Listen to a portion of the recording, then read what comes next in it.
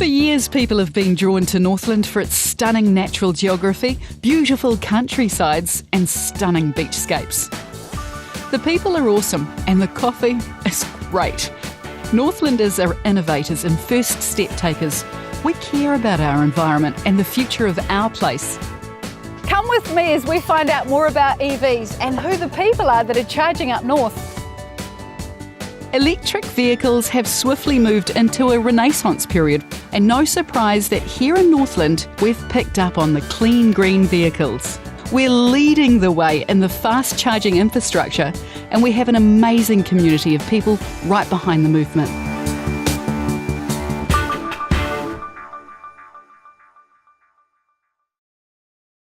EECA's doing a great job at providing information and education on EVs. Northland has shown what's possible for the rest of New Zealand when businesses, local government and the community get together behind electric vehicles. They show what the future of New Zealand could be like when everyday New Zealanders can get to the position where they'll say, my next car will be an electric vehicle. The boys at Cashback Cars in Whangarei sell more electric cars than they can order. So I asked them, what exactly is an electric car? What sets them apart from traditional petrol vehicles? So basically the difference is that in an electric car you don't have a petrol engine. Yes. So there is no oil changing, there's no servicing, that side of things. So you save money immediately on maintenance? Totally, yeah. I was surprised that I got to take it for a test drive. Right. And the sound, there was no noise. Yep. So there is no engine. It's an electric motor, and there's actually no transmission either. There's only about 18 moving parts on the vehicle, which are, compared to a petrol vehicle that has thousands. So there's lots of lights and things on the dash. Yep. And I noticed that when you go up, there's different lights, and then when you go down, yes, there's different colours. Yep, no, we can switch it on and I can show you. Basically your lights on the dash are quite a bit different to what you would normally have in a petrol vehicle. Basically it's going to show you whenever you're accelerating, and whenever you're decelerating it's going to show you how much charge you're throwing back into the battery. For a family like mine, this would be great for zipping around town. I've got 3 kids that are in 3 car seats, and we can get the doors squeezed closed with all 3 car seats in, and a double pram in the boot. So, oh wow! Yeah, so there's and on top of that there's room for groceries from the farmer's market, that kind of thing. Because car seats are a massive consideration because the space is always touch and go in vehicles, so that's really great to hear. So when I first got into the vehicle, one of the things that I noticed more than anything is just turning it on. I had to ask, is it going? It was that quiet. And other than how peaceful it is to use as a vehicle, nothing's actually different. The power's there. I really like the idea of the efficiency. That sustainability is just very, very good. So people think that charging's really difficult. It's actually straightforward. Destination charges typically take from 4 to 8 hours to fully charge an EV. These are great if you're spending the day at work or going to do your shopping. For those of us who prefer a quick top-up, ChargeNet's state-of-the-art rapid charging network has you covered. So this is a fast charger. In 20 minutes you can get 80% fill. Check your email and Facebook, it's all done. In May 2014, North Power put in New Zealand's first EV fast charger here in Whangarei. They've since added a number of destination chargers here at the Alexander Street substation. What's great about this charge station is North Power uses all of the energy from its Wairua Hydro Power Station in Titoki to provide all the energy for these charge stations. The flow-on effect from this has been the fast growth of the EV sector throughout New Zealand. Northland has the highest uptake of EVs per capita throughout the country. Playing a key role in this is the drive and passion of Stephen D. West from Charge.net. They're rolling out dozens of fast chargers throughout New Zealand in the next 3 years. So we are here in the parking lot of the Jacques Foursquare in Kaiwaka, and this is the very first fast charging station in New Zealand by ChargeNet, the first of 75 stations. Northland has been leading the charge in electric vehicle uptake since the very early days, and living proof of that is the amount of electric vehicles that have come down for this ribbon cutting. What we're doing is rolling out a nationwide network of fast DC chargers for electric cars. Northland is just, I don't know, they've recognised the benefits of it. The guys up here have just leaped on the bandwagon, and they've put in a few charge stations, people have picked up on it, and it just rolls on from there. You build it and they're going to come. Originally I think it was an email. They just sent us an email to our store and just laid out what they're proposing throughout Northland, New Zealand. I think they're actually awesome, and I'm actually quite interested in possibly getting one ourselves, so yeah. Their initial focus has been here in Northland, where we have 5 EV fast chargers already. In fact, with the number of fast chargers and destination chargers that have gone into Northland, Northland now has the best EV highway of any region. This is such an ideal place for electric cars, and I love how community driven it is. You know, people sort of think, oh, there's only 1,000 electric cars in New Zealand, and yet it's doubling every year. So it's exciting to see the energy around electric cars here, and the interest of the utilities, and how supportive companies like North Power are, and ChargeNet, and all the different players sort of coming together with such enthusiasm and passion towards, we're going to really make this work. There's enthusiasts, there's people that love the technology and love the experience, and they will buy the cars even with the restrictions they come with. But we're going to run out of those people sooner or later, so that exponential growth can't continue unless we remove the barriers. And one of those barriers is the lack of infrastructure, so we're doing our part to take away that. EVs are growing slowly, electric vehicles are growing slowly in the marketplace, but there's 2 main issues. Number 1 is lack of product. And by that I mean variety. So there's no single gas car or petrol car that works for absolutely everybody, and there's not going to be a single EV that suits everybody either. So we need a variety of vehicles in different body styles, different price ranges, different performance, all of those sorts of things for people to be able to pick what really works for them. And number 2 across the board has been really crappy marketing. We have not done very well as an industry at actually marketing electric vehicles, and cars are an emotional purchase, and they're usually the second biggest purchase anyone will make in their lives, and yet we sell them like they're an appliance or a refrigerator, and no one waxes poetic about their refrigerator. Not having a convenient way of being able to drive anywhere you want, well, it really sucks. And knowing that EVs are so good for New Zealand, we decided to take a stand and do something about it. And by putting in a mix of fast charging and opportunity charging and destination charging, everybody's got free access to every inch of this country in their electric vehicles. I think certainly lowering any barriers to entry, making it easy for people to install electric vehicle chargers, own electric vehicles, drive them around. There's a lot they can do to promote, but even just removing barriers is significant. It's a high entry price initially. As the technology, just like your cell phone was very expensive initially, and as the technology gets better, it gets cheaper. The e-car organisation, the government organisation, have a statistic, 90% of people that test drive an electric car buy one. So kind of the first thing you notice is the lack of engine noise. This car's quite quiet. And so we have actually put a car in for a service, and all they did was wiper blades, the aircon air filter, and topped up the brake fluid. That's all they could find to service. So. I think electric vehicles, yeah, why wouldn't you? I mean, the price of gas is going up. It only takes 20 minutes to charge. I don't see where the inconvenience is, you know? They're coming in now at around the $19,000 mark. Really? Yeah. Whoa, oh my gosh. It's really fast. Oh my God. You like that? Yes. Yes. Not what you'd expect out of an electric car, right? No, that's so cool. Well, I had my heart set on a Jeep Wrangler when I got home, but might be changing my mind. Electric cars are so much cleaner than petrol cars, especially in a country like New Zealand that's already 80% renewable energy.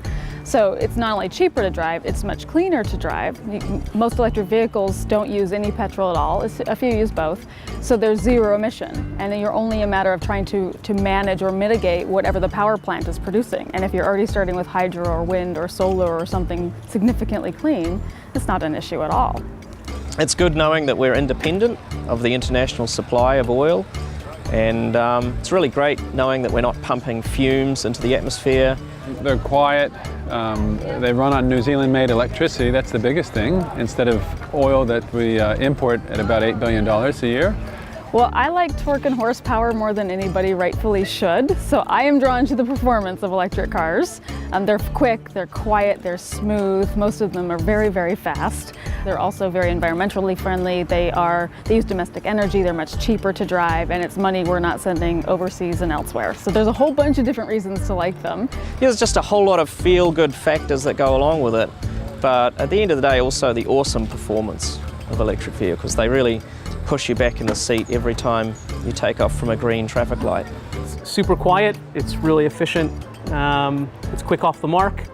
It's just a quiet, pleasurable car to drive. It's very, it's odd. You first get into a car and you start it and it's completely silent. Drive one.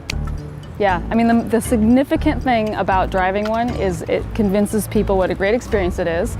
Everybody comes out going, oh my God, it's just like a real car. And there's usually some doubt until you get a chance. But driving them and talking to regular people that own them is the most useful thing you can do.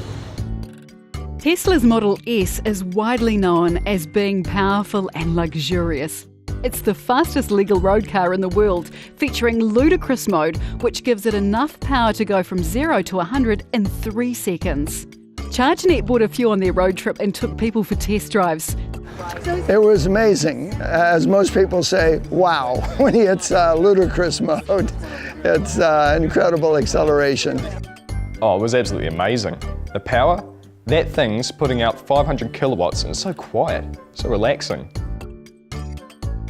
It was awesome. Yeah, it was really good, nice and smooth, fast, fun.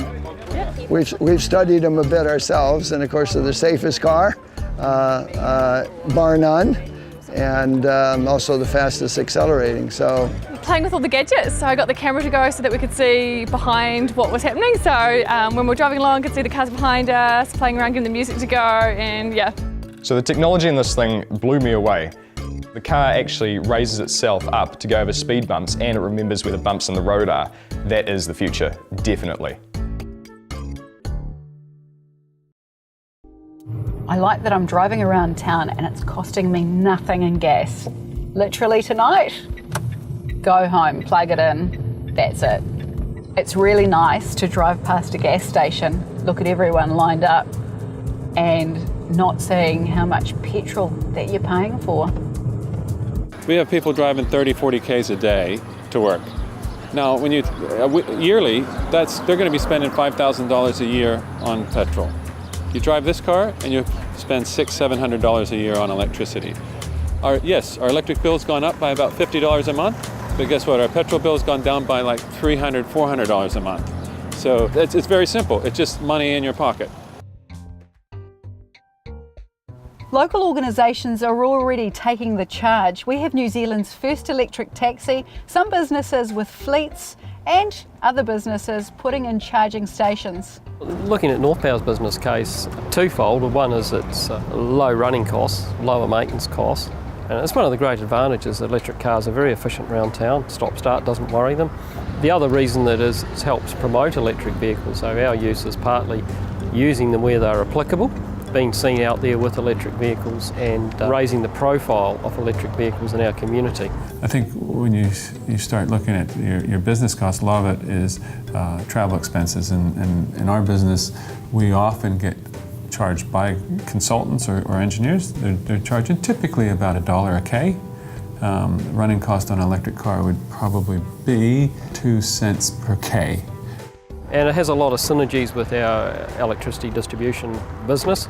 We're in the business of delivering electricity to installations and homes and premises. Basically, electric cars require electrical energy, so it's aligned with our distribution business very much. Well, my name's Margaret Baker and I drive the first 100% electric taxi in New Zealand. A lot of people, they don't notice straight away that it's electric. I get people that get confused with electric and hybrid, and I have to explain to them, no, it's 100% electric, but generally real favourable feedback. Look at your pattern, what your drivers do. With a little bit of, just with a little bit of planning, you can make it work. I'm a photographer, so I work out of my studio at home a lot, but I visit a lot of people, so I would do 100 to 200 Ks in a day. So this car suits me. It's a lot cheaper to run than a petrol car. I mean, some of these guys are spending 40 odd bucks a day on gas. We're going through, say, 2.5 charges a day, so we're looking at, you know, maybe 10 bucks, 8 to 10 bucks a day. We're the lead trade industry publication house in New Zealand for the automotive trade, and we've recently, a couple of months ago, launched EV Talk, which is the first electric vehicle magazine in the country. We thought it's a market that's only going to grow. I mean, the EVs, in my belief, are going to make up in the future a significant proportion of New Zealand's fleet, and we believe that's a story that needs to be talked about. The critical thing for our point of difference is sustainability. We're quite a forward-thinking organisation. This is a brand new centre that's got a cafe, it's got solar heating, and it was a no-brainer for us to include the EV charger. All our clients are under 5 years of age, so if we're thinking the future, they are the future. So by us spending some time and some money now doing the research, we figure that it won't be my generation or possibly yours, it'll be the generation to come that'll benefit from our investment here.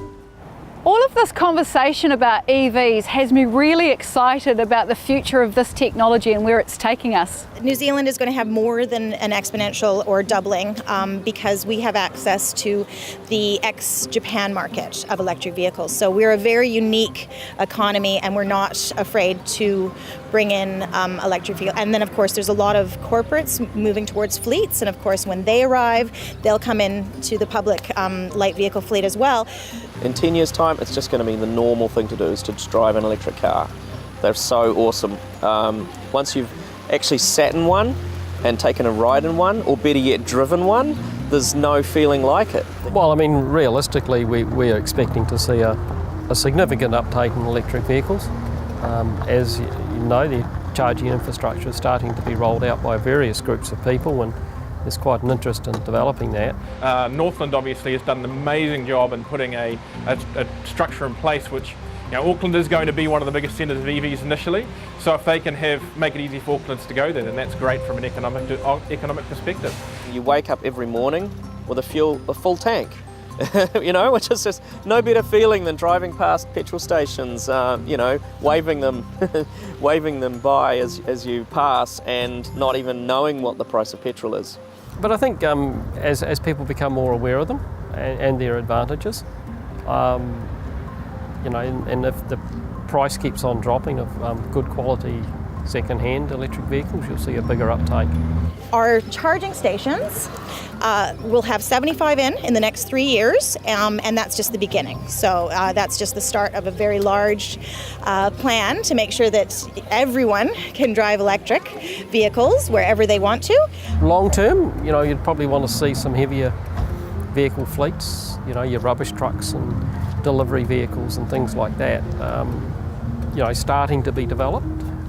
Maybe even local commuting buses and things like that. The government can play a great convening role for all of the different stakeholders involved, between car companies and utility companies and grassroots organizations and all of the different folks that are required just to make this successful. With EECA and the government right behind the EV sector, it's expected that EV numbers will double year on year. So to help accelerate the uptake of electric vehicles in New Zealand, the government has recently announced a package of measures which will support electric vehicles and allow them to double in numbers each year on our roads so that we start to see them everywhere and that people are really happy to commit to their next vehicle being an EV. So EECA will be working with other government agencies to help meet that target of doubling the number of EVs on the road. We will be helping provide information to consumers, to businesses, to local government to help them with moving along that path.